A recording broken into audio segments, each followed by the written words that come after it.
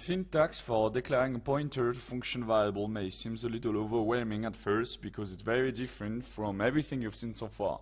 Here, I left the declaration of variable int, the declaration of a pointer to int, and for your information, I'm also going to write syntax to declare a function that will inspire us for the syntax of pointer to function declaration.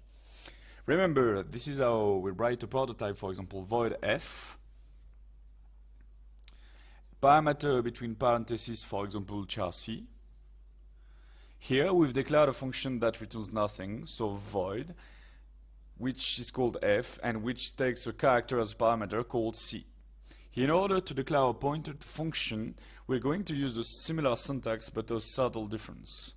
The syntax you're going to use is as follows. To declare a pointer function which doesn't return anything, so void, and that takes a character as a parameter, we'd write void, then between parentheses star and the name of a pointer function, for example phonePTR, and then the parameter we want, so here a char. Notice how I didn't specify a name for my parameters variable. I could have named it, but I won't, because for a pointers function we can skip naming them.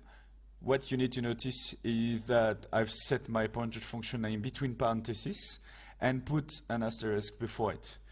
Let me show you a more complete example, which will compile to see how it works. I'm going to declare a variable of type pointer function, which I will call f, and which will take a random char as a parameter. Then I'm going to assign a function's address to my pointer function.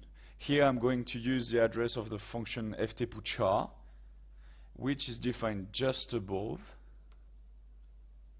Then I will be able to call my function ftputchar by using my pointer to function f.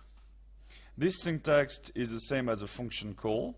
F, open parentheses, pass the parameter, for example the char z, close my parentheses, and I have my semicolon. Now we'll be able to compile. Look like it's compiled, and here my executable .out. If I execute it, the character z is being displayed. Note that as pointer function have a syntax that can be quite tricky. There's always a possibility to type def on their type to make them easier to use. The syntax of a type def is as follows. I'm going to make an alias of the type's name instead of the variable, and if I use this syntax to declare my pointer to function, I'm going to call it phonePTR.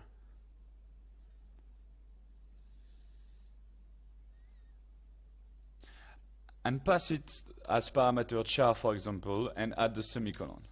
I can now use my typedef as type,